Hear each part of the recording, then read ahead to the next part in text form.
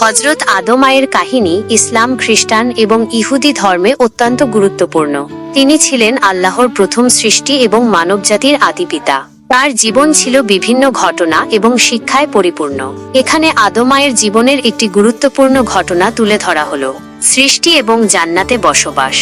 আল্লাহ তাআলা মাটি দিয়ে আদমাকে সৃষ্টি করেন এবং তার মধ্যে রূহ ফুঁকে দেন। এরপর আল্লাহ তাকে জান্নাতে বসবাসের অনুমতি দেন। জান্নাতে আদম সকল প্রকার সুখ, শান্তি এবং নিয়ামত উপভোগ করতেন।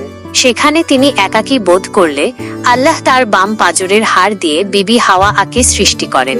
তারা উভয়ে জান্নাতে সুখে শান্তিতে বসবাস করতে থাকেন। শয়তানের প্ররোচনা এবং নিষিদ্ধ ফল। জান্নাতে একটি বিশেষ গাছ ছিল যেটির ফল খাওয়া আল্লাহ তাআলা আদম এবং হাওয়া এর জন্য নিষিদ্ধ করেছিলেন। কিন্তু শয়তান তাদের প্ররোচনা দিতে শুরু করে। সে তাদের বোঝায় যে এই ফল খেলে তারা ফেরেশতা হয়ে যাবে এবং চিরকাল জান্নাতে থাকতে পারবে। শয়তানের প্ররোচনায় প্রলুব্ধ হয়ে তারা নিষিদ্ধ ফল খেয়ে ফেলেন। পৃথিবীতে অবতরণ এবং অনুশোচনা।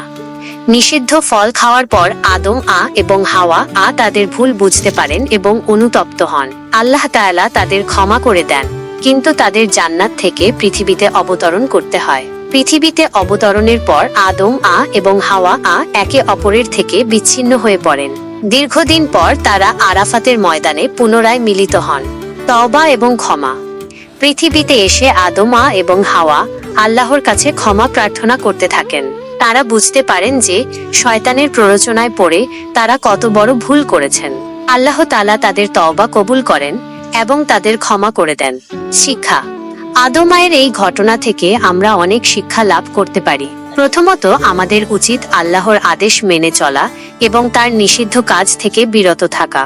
দ্বিতীয়ত, শয়তান সবসময় মানুষকে বিভ্রান্ত করার চেষ্টা করে, তাই আমাদের উচিত তার প্ররোচনা থেকে দূরে থাকা। তৃতীয়ত, ভুল হয়ে গেলে আল্লাহর কাছে ক্ষমা চাওয়া এবং অনুতপ্ত হওয়া উচিত। আল্লাহ ক্ষমাশীল এবং দয়াবান।